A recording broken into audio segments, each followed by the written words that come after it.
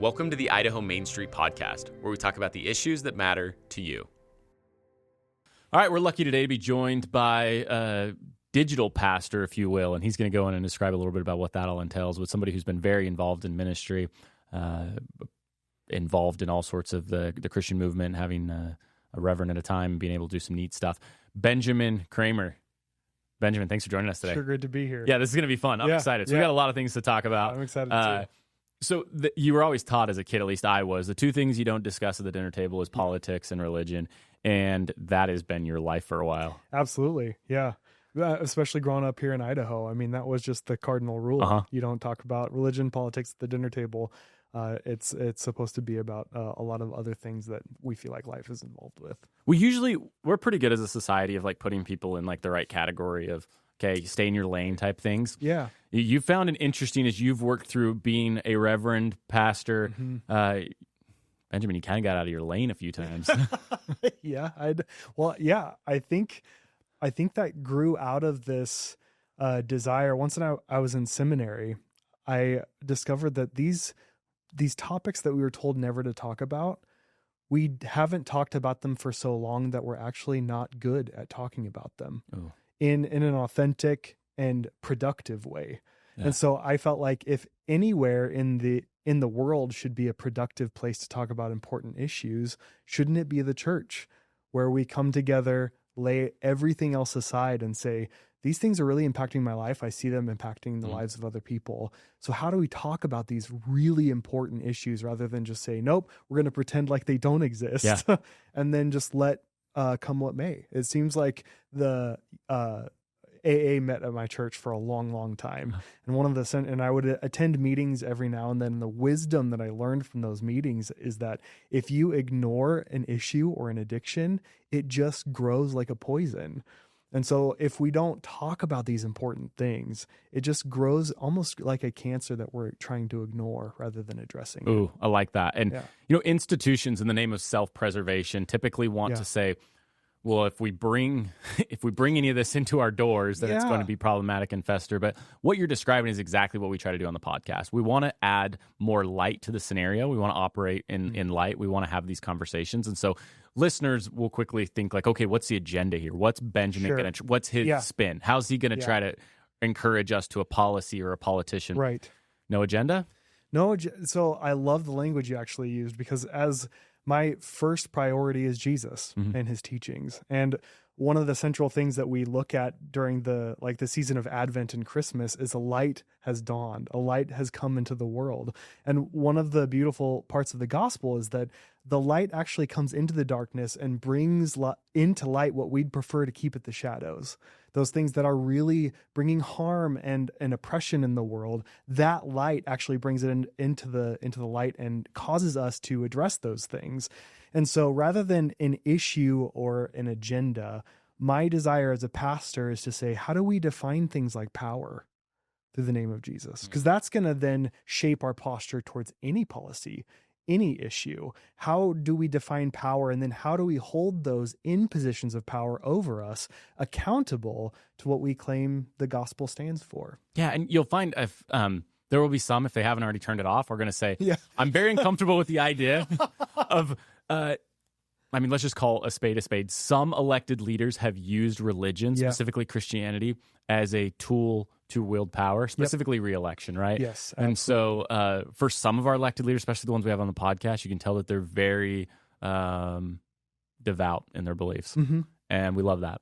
Yeah. There are some that we can see from a distance who we say like, well, that is kind of a tool that you bring out of your pouch during campaign season and let everybody like know, look how Christ-like I am. Yeah. And then they put it away when they don't need votes anymore. And there's nobody in specific that I'm referring to. But sure. That is going to be an argument for some saying, all right, Benjamin, let's leave religion out of the scenario here, because some people are just using it to say, well, I've heard a saying before where in Idaho they said, well, you got to vote for that candidate because he's the good Christian. Sure. And that statement I've never been comfortable with. Yeah. I think intrinsically that's a problematic thing to blindly just vote for somebody based on their nomination. Right. Yeah. I think that gets into politics of us versus them. Yeah, like, sure. oh, they're on my side already. Tribalism. Exactly. Yeah. And so I think a good thing I try to keep in mind is when they bring about religion, because we live in a religiously diverse country, it's going to come up, right? Yeah. And so are we going to be prepared and have the wisdom and discernment to understand how it's being used when it does come up? And one of the things I try to keep in mind is, who is it elevating? So when Christianity is brought up, my religion, is it elevating the person who's talking about it? Like, I'm a Christian, so you should vote for me. Or is he saying, well, the teachings of Jesus really leads me to stand up for the poor and the vulnerable, and pointing outward and say, I'm held fast to these kind of convictions. So you can look for those kind of convictions being played out in the way that I lead in whatever position of leadership. Because this doesn't just have to do with elected leaders, right? It's religious leaders. It's local community leaders. When they bring about their religious beliefs, are they elevating others that are voiceless and powerless, or are they using it to just elevate themselves? And once you start training yourself to look for that, you can really hear it in how religion is used. And I hope our listeners are quick to think of, rather than national figures, think of your most local people, right. and the lesson of ego there. You've said, and you're going to be really impressed when I'm quoting you here, you've said that we want to ride a war horse. Yeah. Jesus rides a donkey. Yeah. And there's a lesson there of like, it does feel nice to wield the sword. It does. But sometimes it's the olive branch that's needed. Absolutely. That's just so well said. I love the comparison between the olive branch. I hadn't really made that connection before, but that's like after the floodwaters, what's brought to Noah. It's the olive branch, right? Of that symbol of peace. And it really does feel good to say, I have all of this power. But Philippians 2, even the Apostle Paul paints this picture of Jesus as one who gives up all power for the sake of love, for the sake of saving the world. And I think that's the tension in all of humanity. We think it takes all power to gain authority over others, to save the world. But in Jesus, it's the reverse. It's the giving up of all power. It's the servant of service to other people that really does bring about salvation. And you've found quite an appetite for this type of approach to politics in your social media growth, your blog page. Talk us through how that started and the fulfillment that you get out of it. Yeah. So I started really writing dedicatedly in 2019 publicly, just through Facebook. And I'm like, no one's going to listen to this. As a pastor who's navigating these issues, lifelong Idahoan, especially local ones, but then it became more nationally focused too. I just started writing out my heart on what I was seeing in the scriptures and saying, these are really dicey issues.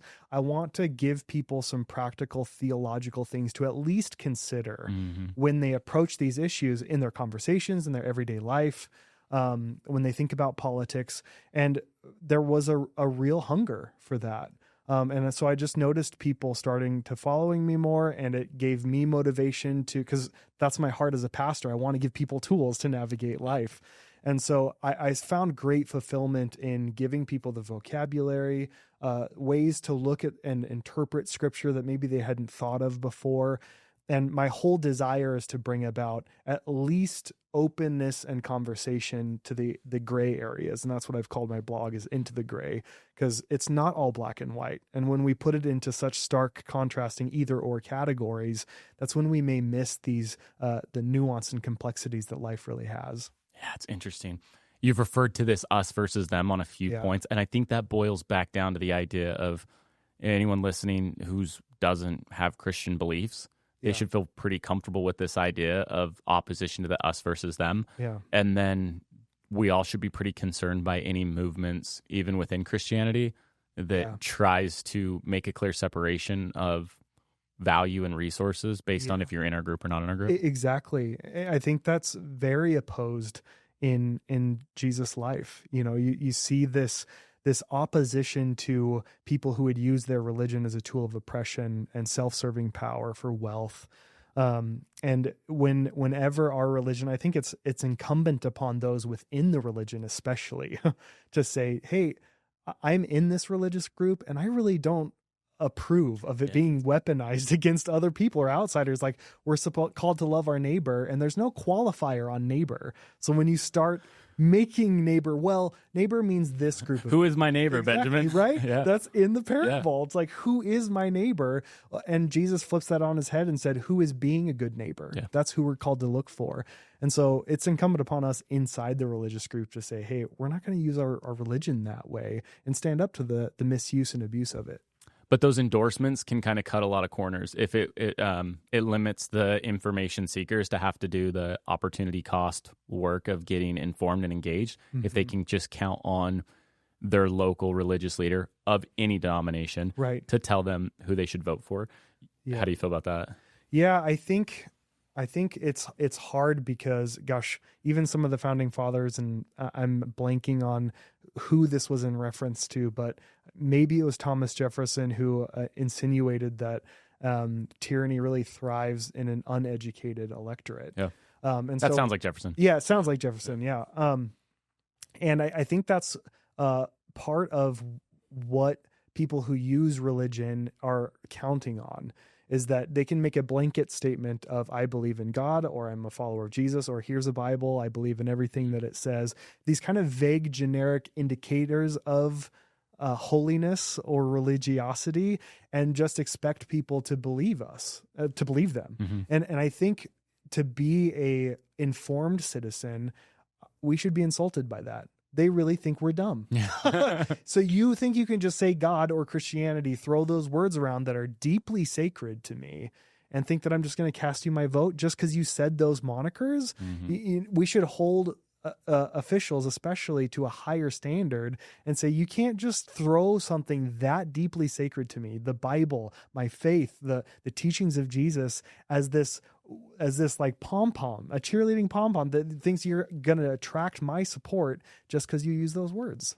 Yeah. And in the same ilk, just because you as a Christian, you may point out and say, hey, I've got problems with these types of people. Right. What you're doing right now is you're not asking anybody to say, hey, because I've disagreed with these, practices, don't vote for them or follow my mindset. Right.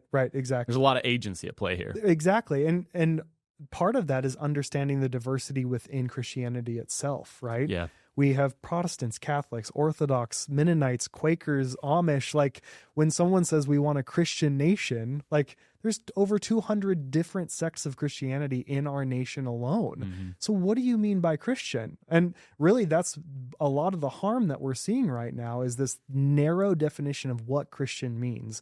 It doesn't include Catholics. It doesn't include LDS. It doesn't include a lot of people that fit this hyper Protestant, maybe Calvinist or a fundamentalist. The tradition I grew up in was fundamentalism. And so, this hyper narrow definition of what even a Christian means as a Methodist would not be included in that. Yeah. We saw the huge response to Bishop Buddy's comments towards the president during her sermon. Mm-hmm. So, and Episcopalians are not included in that definition of Christian either. And so I take great caution to that, because if I don't want a Methodist nation or a Christian nation, I really want an American one where everyone is free to abide by their own religious or non-religious beliefs, and no one religious group is given preference over everyone else. Sure. So how do you make sense on what we should render under Caesar's, what is Caesar's, and when we should let our light so shine? Yeah. And again, like, so much ink has been spilled on this topic alone. And so again, take my perspective as one among many.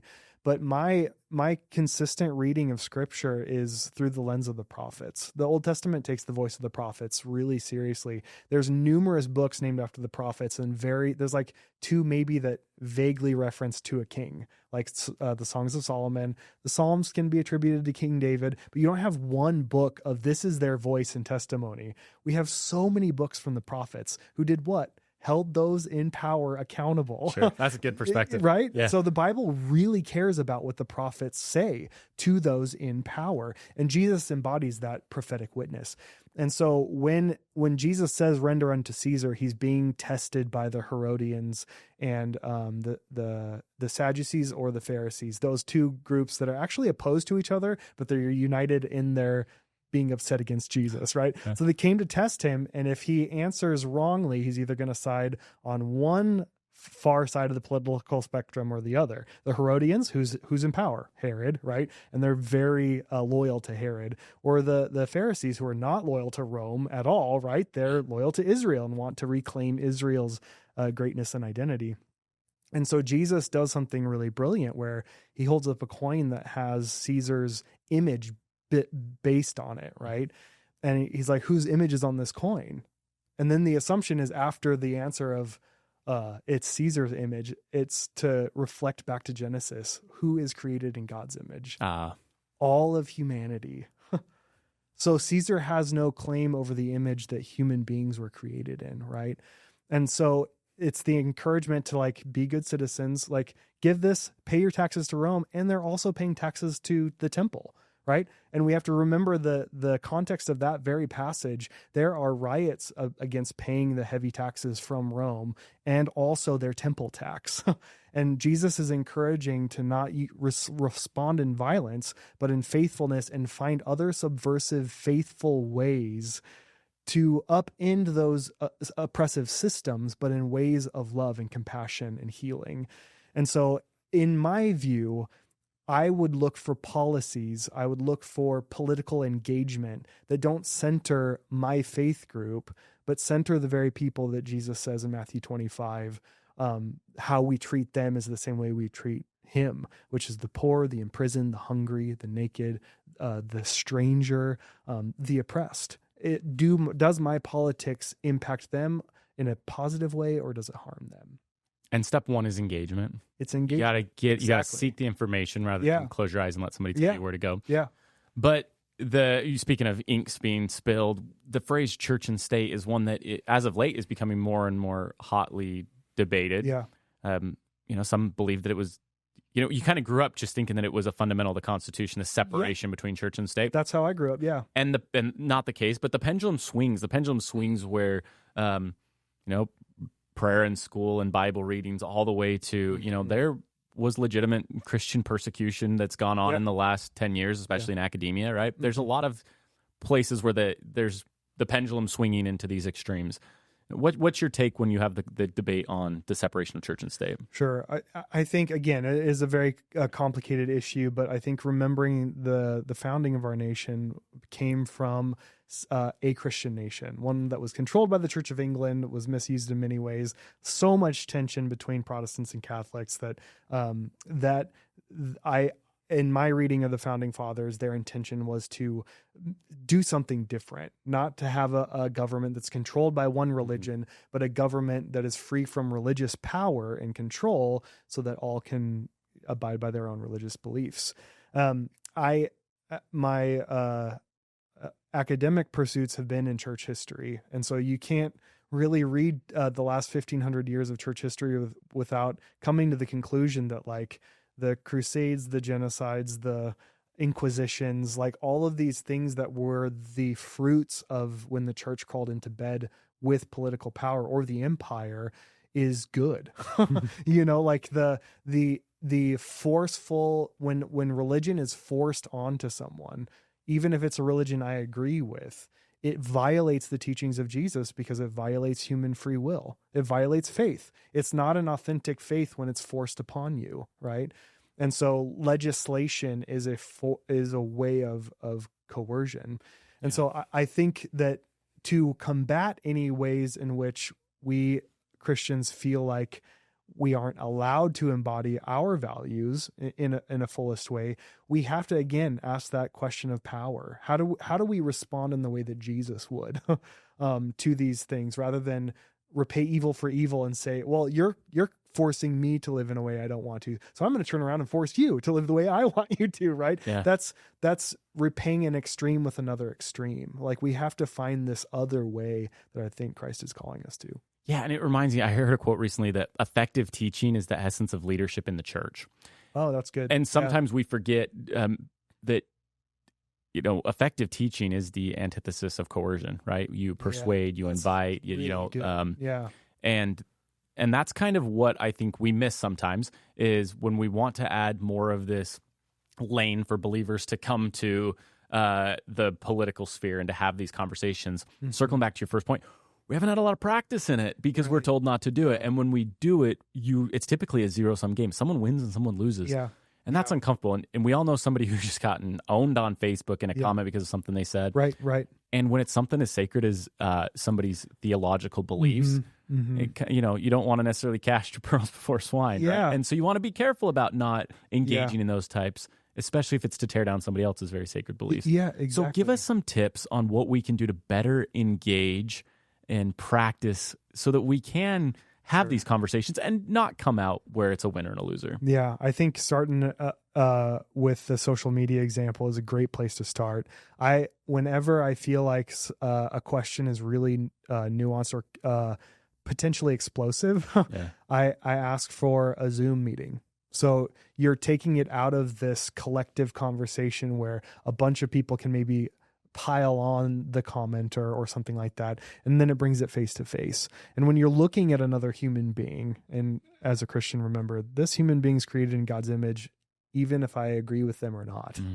And that's my first belief, that this person reflects the image of the God I claim to believe in. Then once you're able to look each other in the eyes, that just really reduces a lot of the tension.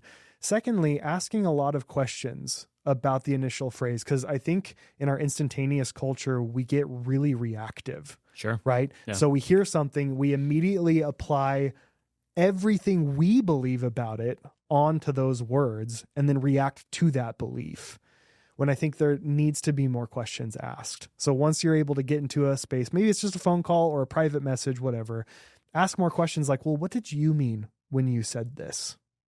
Without jumping in about what I think it means, right? Because so much of my disagreements, and I'm speaking this from experience, so much of my disagreements where I come away from the conversation feeling like I did it poorly was I assumed what they meant based on my perspective and my context. But when I understood what they meant by it, I could find areas of agreement. And I think that's one of the third tips I would say is like, when you're listening to someone, you're gonna find more areas of agreement, maybe not on how the issue should be confronted or approached, but in the issue itself, you're gonna find more things that you agree on than you don't. And then you can approach maybe talking about the meat of the issue itself. Yeah.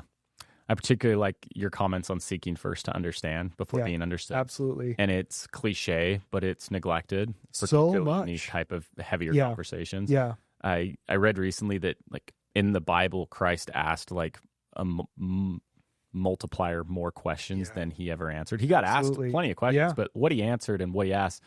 And there's something to be said about the power of questions in all faiths. And it kind of all starts with a good question. And I've noticed when you're listening, when you ask a good question and then listen to the response, that really changes the nature. Yeah. That's what we're trying to do on this podcast. Well, and I love that, because even in his answers, like the teacher of the law who said, well, who is my neighbor? And Jesus' answer is, well, a man went down from Jericho to Jerusalem, and just launches into a parable, this long story that makes you think about deep things rather than this cut and dry either or answer. So even in our answers, are we still seeking curiosity to understand rather than just a firm conclusion? But I think about all of the religious text and historical text with our nation's founding that all began with a really good question. Like asking good questions produces parables. Asking good questions produces the Constitution, right? As they came and debated and asked the right questions. And I think that's an invitation to our listeners, is ask more questions. Yeah, absolutely. I always remember the name Israel. It means one who wrestles with God. Yeah.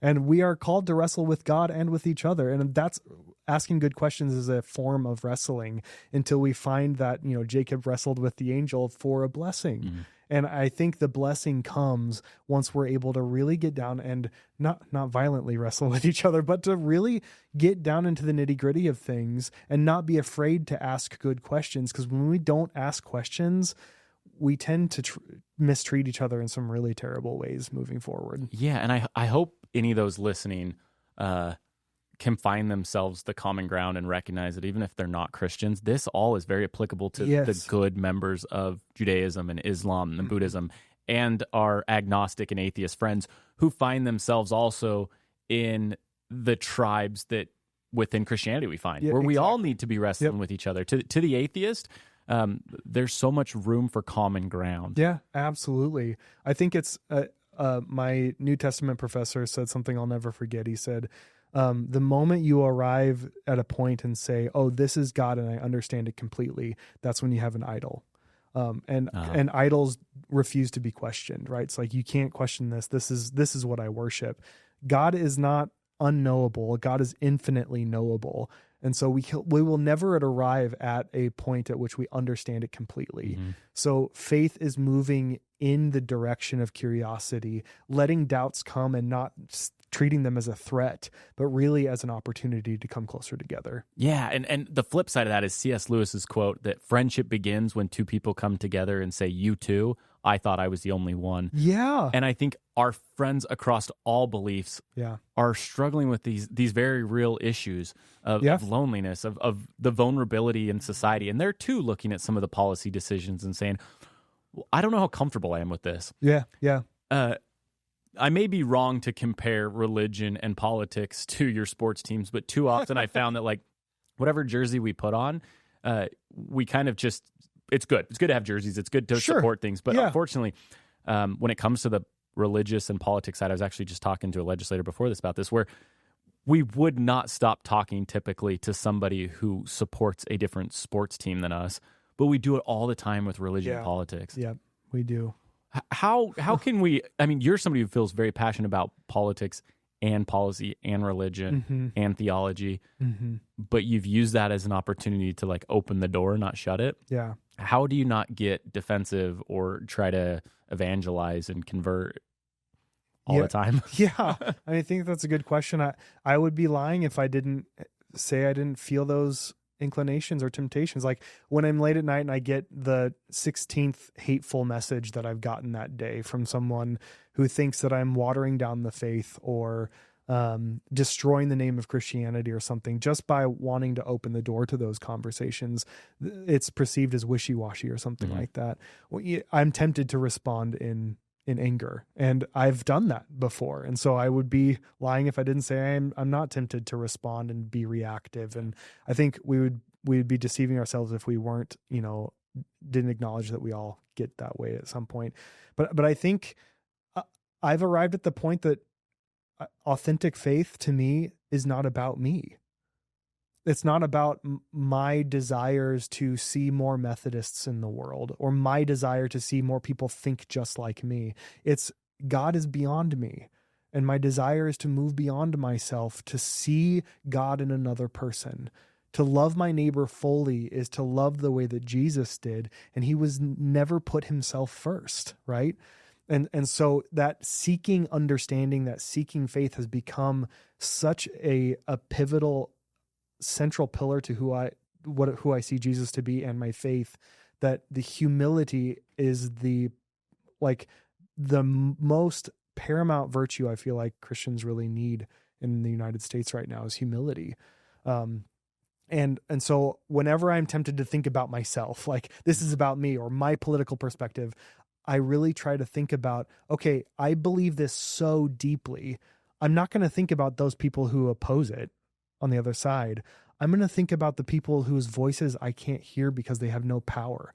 Maybe they don't have the internet. They can't afford to even voice their opinion online. So I'm hearing all of these people who, one can afford a phone, one internet access. That eliminates a group of people whose voices we're not hearing. And maybe that policy is going to harm them the most. Yeah. So how do I hear the voices of the voiceless and the powerless and the most vulnerable, who's going to be impacted by this bill or this policy or this belief the most, and try to gauge my response, my reaction in humility on what they need? Oh, there's a lot there to unpack, and I like it. I mean, it just seems like a novel idea if you remove the self from the process. Yeah. That we can see a lot more success, but we do take a lot of things really personal. We do, because and I think that, to circle back all the way to the beginning, it's because politics and religion are so important to us. And so this practice we've had in the past, where we don't talk about them and we don't train ourselves to think wisely about them, has really left us in a much of the mess that we have right now, where people who can gain a lot of wealth and power can just define it for us.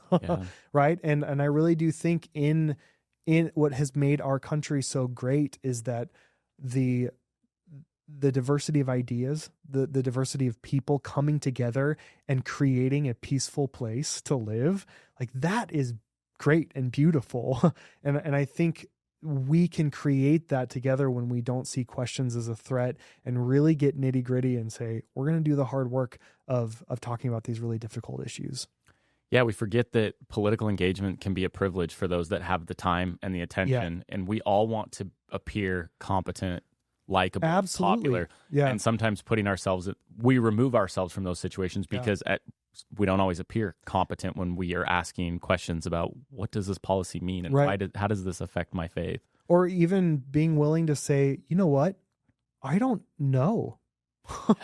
I don't have an answer for you. Can I get back to you? Like, why don't we hear that? I mean, if this is so important, if these issues are so vital, why don't we hear responses like that from the people in charge of these things? Both from a church standpoint and from a policy standpoint, right? Especially from a church standpoint where we're saying this is about faith. Yeah. The evidence of things unseen. It starts with, I don't know. I'm not God. I don't understand these things. So let me get back to you. I have a question. I have a question. Yeah. Exactly.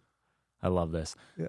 So if there's one last message to give our listeners about the importance of getting involved and being engaged, something they can take away, or those who listen and who don't have the same Christian belief that you have that may feel uncomfortable by these conversations, what would you share? Yeah. So I think there's a couple of narratives that are going around right now that can be really discouraging.